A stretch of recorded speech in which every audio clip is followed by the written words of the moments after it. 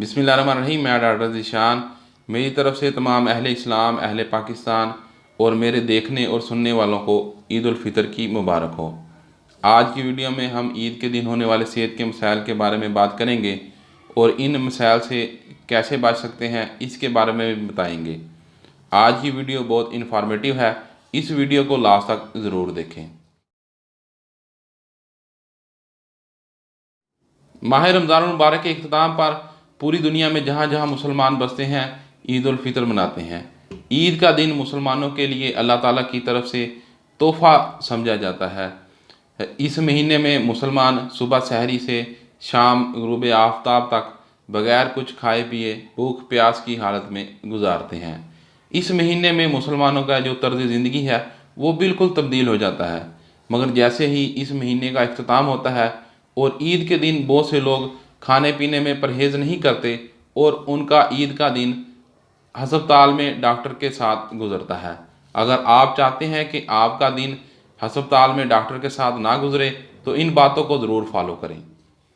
ईद के दिन खाना सिर्फ भूख मिटाने के लिए खाएं, ना कि पेट भरने के लिए खाएं। एक बार में सब कुछ खाने की कोशिश ना करें। जब पेट आधा भर जाए तो खाना खाना बंद कर दें। अगर आपको ऐसा लगता है कि सामने पड़ी हुई चीज़ें देखकर आप खुद को कंट्रोल नहीं कर पाएंगे और सब कुछ खाने की कोशिश करेंगे तो खाना खाने से पहले 1 या 2 गिलास पानी ज़रूर पी लें।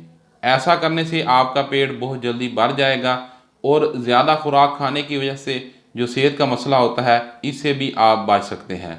ईद के दिन ज़्यादा मसाले वाली और चटपटी ग़िज़ा ना खाएं और जो भी चीज़ खाएं इसको अच्छी तरह चबा कर खाएं। ऐसा करने से एक तो मैदे पर बोझ नहीं बनेगा और दूसरा जो भी आप खुराक खाएंगे वो बहुत जल्द हज़म हो जाएगी। खाने में ताज़ा फल और सलाद ज़रूर शामिल करें क्योंकि इनमें मौजूद फाइबर, विटामिन, मिनरल्स हमारी बॉडी के लिए बहुत ज़रूरी हैं।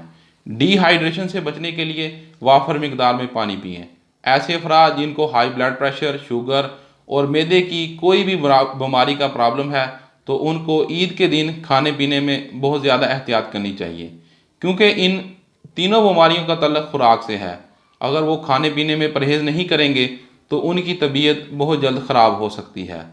ईद के पुरमसरत मौके पर खाने पीने में एहतियात से काम लें ताकि आप ईद की खुशियाँ अपने दोस्त, अजीज़ों, कारब और रिश्तेदारों के साथ गुजार सकें, ना कि हस्पताल में डॉक्टर के साथ गुजारें।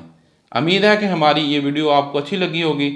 हमारी इस वीडियो को तमाम दोस्तों का शेयर करें, हमारे यूट्यूब चैनल को सब्सक्राइब करें, हमें टिकटॉक और फेसबुक पर फॉलो करें। नेक्स्ट वीडियो के साथ हाज़िर होंगे, तब तक के लिए अल्लाह हाफिज़।